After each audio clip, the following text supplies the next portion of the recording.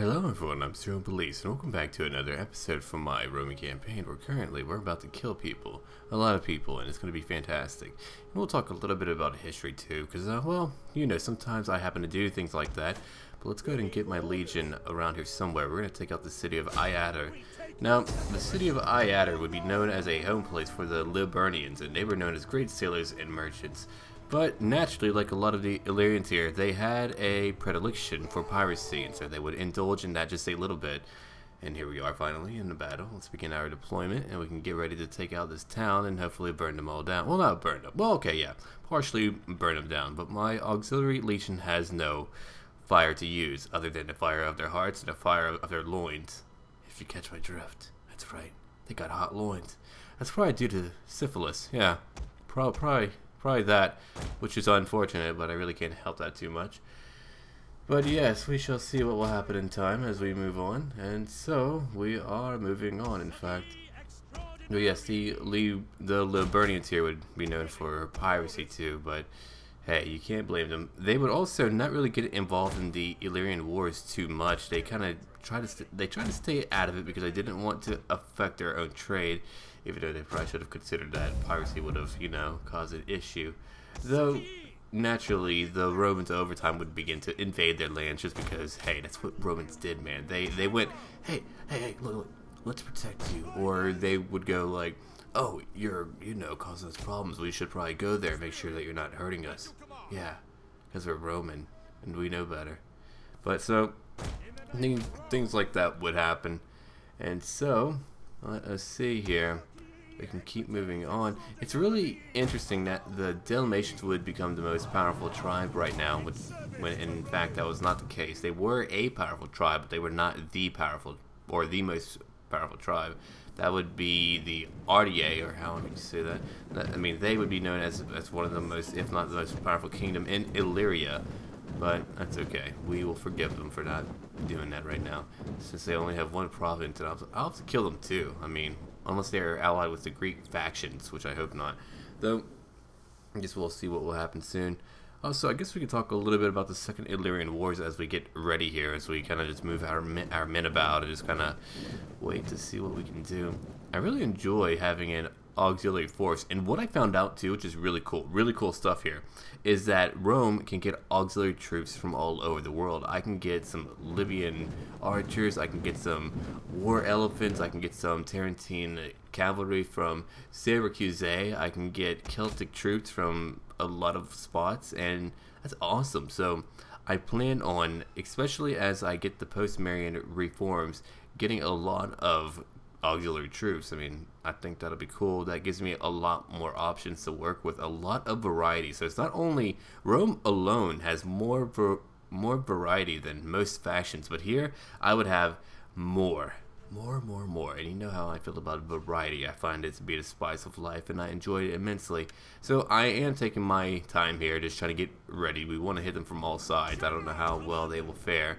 I mean, I have a lot of infantry troops, no ranged troops, so they could essentially try to skirmish me to death, but I also have a lot of cavalry, very powerful cavalry. I have my extraordinari, who are my elite men. Okay, let's move on over here with my elite troops, my Silky extraordinari. Now, I know they have a lot of range, so they'll probably do a good bit of damage because of that. Where's my tasty beverage at? There we go, alright. Yep, there we go. Okay. So here we are, moving on. Right now, I just want to make sure that I have them surrounded. If we hit them from all sides at once, they will most likely break. They won't have the capability to really hold on. They didn't know that my cavalry was down there. Now, the only issue with cavalry right now in this game is that they're unable to withdraw very well.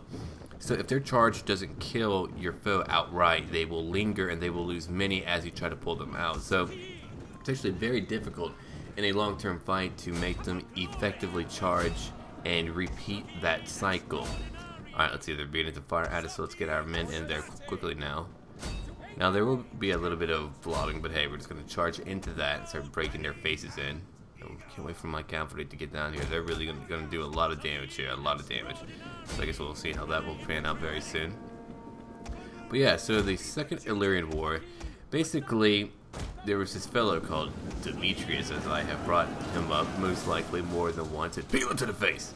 And he would be given his client kingdom of pharaohs by the Romans to counter the power of Queen Teuta.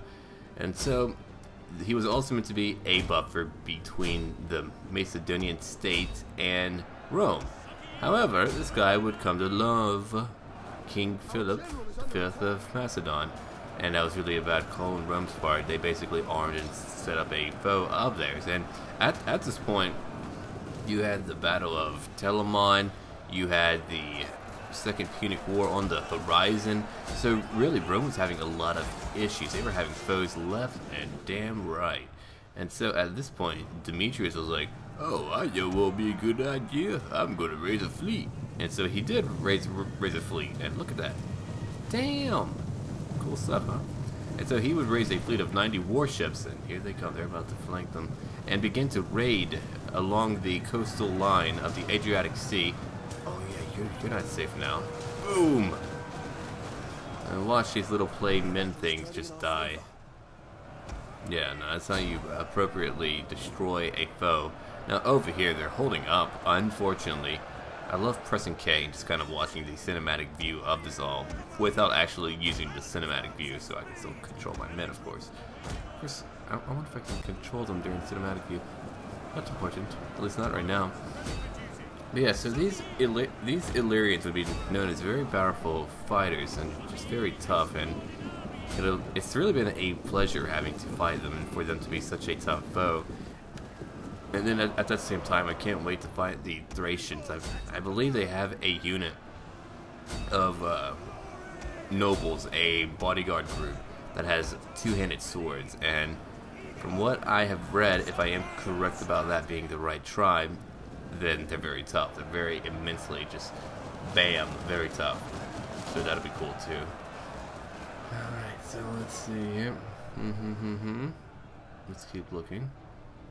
I'm not doing too bad, right? At least I hope not. And so, at this point, Demetrius would take his 90 ships here, and he would break his treaty with Rome. And so, he would sail south of the Lysis, which is how he did break the treaty, and he attacked Pylos. And while initially he didn't do too hot, he ended up taking about 50 ships, so he did pretty well for this fight. We won the battle, so let's just get up here. We killed over 1,500, let's see. They killed 124, we lost 127, so we only lost 3 due to friendly fire. Not too shabby, not too bad. Alright. Not too much of a long battle either, so that felt pretty good. Confine yourself to the present. No, I choose not to. You're just a bully. Marcus Aurelius. No, they have a lot of good quotes by him. Alright, good, we've taken you out. Let's see, I guess we could just, we could raise it if we wanted to. And just kind of destroy everything. Well, or loot, but I think we'll just occupy it. Just in case they had our culture, which I guess now I know they do not. Hey man, I was just trying it out. We've really expanded all over if you look at our map now. It's nice that we no longer have squalor based on, or whatever, based on the distance to the capital. That was probably one of the worst mechanics ever. That was a pain. I mean, I can understand to a certain degree, but damn. Having to bulk up a garrison was not a way to counter that in any way. Alright, but look at our money. So I really need to start investing in my legions and just doing a little bit more with that. Alright, let's see.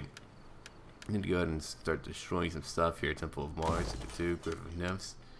Then let's destroy that. And that port's not making people too happy. I mean, I could upgrade that. And that wouldn't be too bad. I could get some auxiliary troops here, so I guess I might try that out or something like that. Who knows? Alright, let's see. Trading port. What else do we have going on?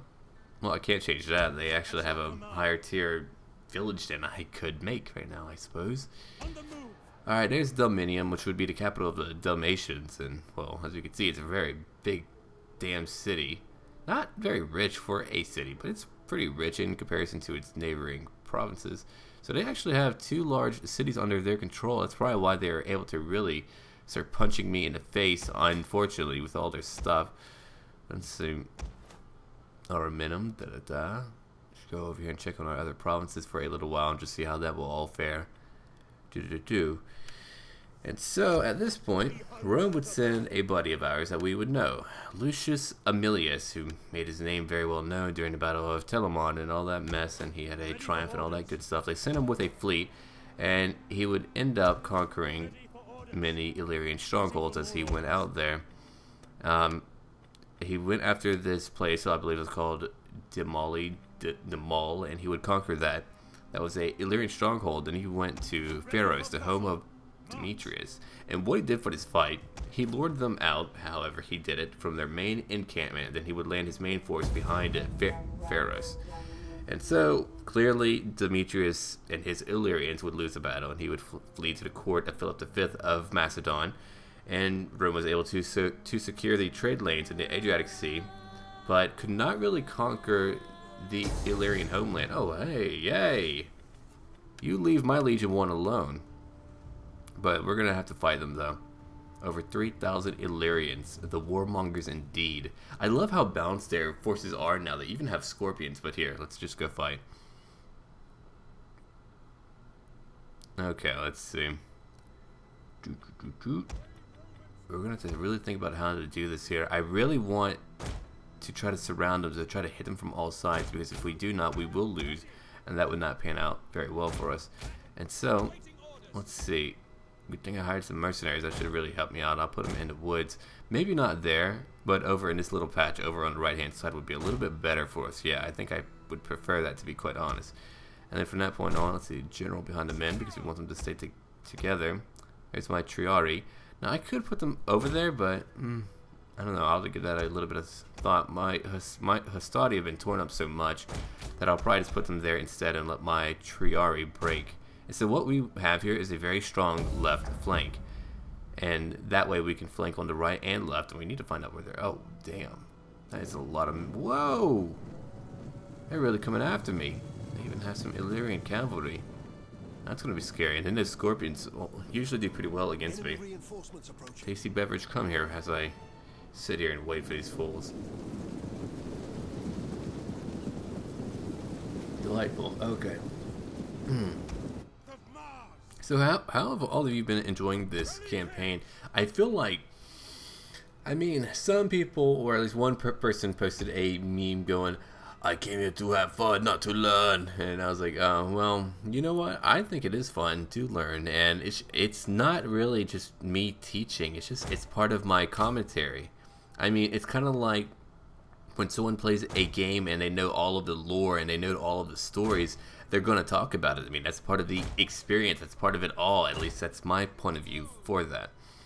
And so it's just not about, hey, I'm going to teach you things. It's about, hey, this is part of my commentary now. I'm reading and learning things, and I'm sharing that knowledge all over. And why not? Knowledge be good, baby. Knowledge be good. So that's what we're doing right now. And I hope that all of you have been enjoying this.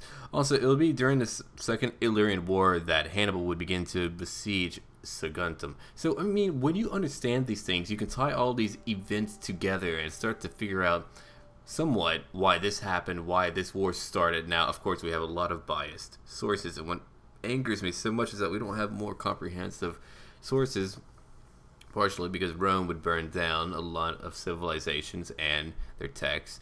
And the other part just being a lot of people did not write down, and they weren't stupid. A lot of these people were highly advanced. I guess they just didn't feel a need to write these things down or to develop a language to write these things down. So, I mean, I really can't blame them too much for it. And, I mean, if we want to talk about originality, the Romans, well, as you well know, they adopted much of their stuff from other cultures. They would just change it up to fit their own needs, such as their weaponry, their armor, and then, of course, we know what they did to the culture of the Greeks here. Yeah, about that. Freaking changing the names of their gods, and of course, they would also take the gods of some of their neighbors too, and yeah, just a lot of stuff there. A lot of stolen stuff, which is fine, but that was their choice. But anyway. Oh, hey there, Scorpion. Our general is under attack. Oh, you're hitting my general. Damn, beating him up. I wanted to take him out, but that's not going to happen. Ooh. Alright, let's get back then. Trying to let my general do things and he won't let me. Okay, let's see. Let me keep looking real quick. I'm going to put him back here. I want him to keep my men together, even though he did break up my formations a little bit. That Scorpion was just hounding me the whole time. Okay, here comes their main army. So my Veletates will once again become instrumental for this part of the fight. Why? Because, oh, and I am going to use the Flaming Shots, just because I find that that will be appropriate for me. So I'm hoping that, well, that's because they used it in a Iberian tribe. So it was actually something that was used, which I did not know, but it was. And so it's not that unbelievable. I thought it was. I mean, it wasn't like it happened everywhere, but now I know it did in fact happen. So let's go ahead and get in here and begin fighting all over, and you know, hopefully do all right. And then I guess we'll kind of find out what will happen in a little while as we try to fight this battle out. Let's see. What are you people doing? Trying to fight us? We'll go into slow motion for a bit so I can administer my orders and then also charge in. I want my Illyrians to break through these hoplites quickly so that we can try to flank them. I need to get my Astati in here soon, but I'm a little bit preoccupied with what's happening right now. So my Veletates are moving on in. I'm going to have them right behind my main forces. My cavalry is fighting out, and if they are able to prevail over the Illyrians, and at this point we will be able to flank them at a much greater degree. So the AI has gotten a lot better. I mean, I did see that they are bringing a Scorpion towards me, but one did begin to fire at me quite a bit. So despite a few flaws here and there, it's doing a lot better. Okay, Astati, they're moving out. They won't make it here for quite some time, but that's all right. We should be fine. I want my Veletates to focus on the center here. I always like to break their center so that we can kind of just pursue right through it. And then at that point, I guess we'll be able to destroy them all. That's my plan anyway. So let's just keep trying that out. Let's see. Yeah. So I'll be quiet on a few parts here so that we can actually watch this fight, just see how it all plays out. And then, you know, we'll give it a go. See what will happen, as I like to say. Alright, so far the battles are actually going pretty well. I mean, we've been fighting them over and over, but I've been able to layer my men, and as you can see here, my Veletates are just really tearing right through them, and then of course my Triari are winning their fight. Not bad, right? Yeah, they have not been able to beat us. I'm just hoping in time the AI will be more prone to using their balanced formations for their hoplites and such, which would make them a much greater threat to me everywhere. Just a much greater threat. Alright, let's see. Wow. We are chopping them up now. I mean, that's really fantastic. That is really... Alright, good for us. But yeah, so this flaming javelin was called the Valerica, and it was a Iberian weapon, and it was a heavy javelin that was pretty long in many ways, and it would hit shields or whatever, and it could set them on fire because it was, you know, it was an excellent incendiary weapon. So that's probably where they got it from, most likely. That's what I'm thinking anyway. And at this point, that's why I'm not really too against using it, because I need it. I mean, I guess if there's ever a mod that takes it out for everyone, then I'll be more prone to not, but just because I don't think it was that commonplace, otherwise we would have heard about it much more and it wouldn't be so unbelievable to us. But it does make sense that it would, it's easier to believe the idea of using a incendiary javelin than, you know, flaming arrows for every single little thing. But anyway, let's see. Just keep on taking them out right now. We'll be in a pretty good place very soon. We've been able to break and rout most of them, so we're gonna win this fight. There's really no doubt about that. We're almost there, really. But I mean, what I don't like, I guess, is how maybe there should only be one volley of that, because if you're charging into a fight, when would you have time to really use that as a flaming javelin? Unless, I mean, would you have more than one that would be on fire if you're charging at your foes or whatever? I mean, I don't really think so. Let's see. But I guess we'll find out in just a moment here. The battle's almost done with, so we don't have too much longer to go, and that's fantastic. So let's keep pushing for a moment, and let's see. One moment. Okay, let's see over here. Killing a few more people. Not too bad, not too shabby. I don't think so anyway. Let me keep looking at these people dying. It's not too bad though, right? Yeah, so we've been able to win. You can see how my ranks are just really depleted at this point. They've been fighting so hard for so long, but finally we're about to have a victory, thankfully. My beliefs have been fighting, and they have been doing a lot of damage. I know that we've had a lot of friendly fire probably in the center of our ranks where we've lost most of our men, but really, I think their service was invaluable.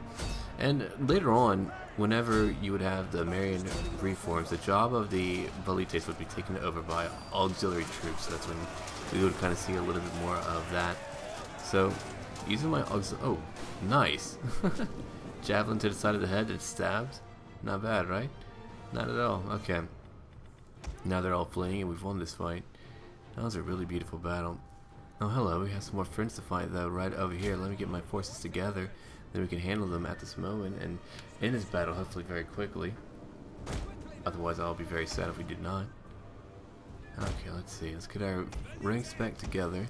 We're almost good to go. And then at that point we can go ahead and just end it as I keep saying. Oh, look at you fools. What are they going for? Oh, I guess my cavalry, yeah, they're a little bit out there, but... Okay, now they're shattered. I'm guessing they're pretty much good to go. What about this group here? I have no clue. I guess we'll find out if they're good to go too. There's my equites, they're moving back. They lost a lot. But, I mean, it was either everyone fought in this fight or we all die for the most part. It was nice to be able to flank my votes pretty well, though. Okay, let's see. Oh, this is all panning out. We've won the fight. I mean, we could continue for a little bit and try to go after them, but I guess we'll see how that will go very soon. Okay. Let's see, we're still going to keep on heading forward. Then let's see what will happen very soon, my friends. Very soon indeed. Okay. I wanted to get a few kills, and I guess we will try that out, at least temporarily for a moment. And then, boom, javelins to the back. Apparently we didn't really do very well. That's alright though. We'll exit this battle in just a moment. I mean, I just wanted to try this out, but here we go, close victory. Alright, let's see. Let's go ahead and get out of here now. Killed almost 2,500. They killed over 700, so we lost a pretty good amount due to friendly fire, but not too much. I mean, it's not too bad, considering what we were up against. Really crazy fight, though. The secret of all victory lies in the organization of the non-obvious. Marcus Aurelius once again. Boom, gone. We beat that force, thankfully. Very close victory. Alright, let's see.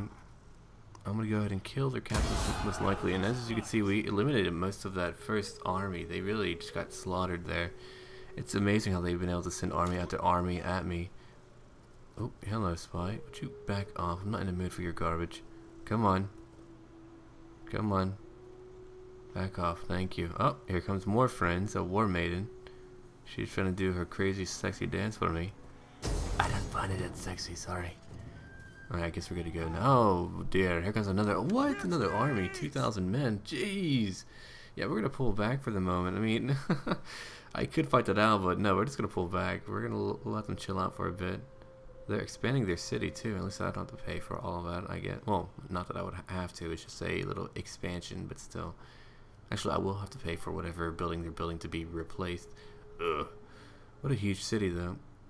Okay, well, let's get to our new turn here. And then I shall end this episode. And as always, until then.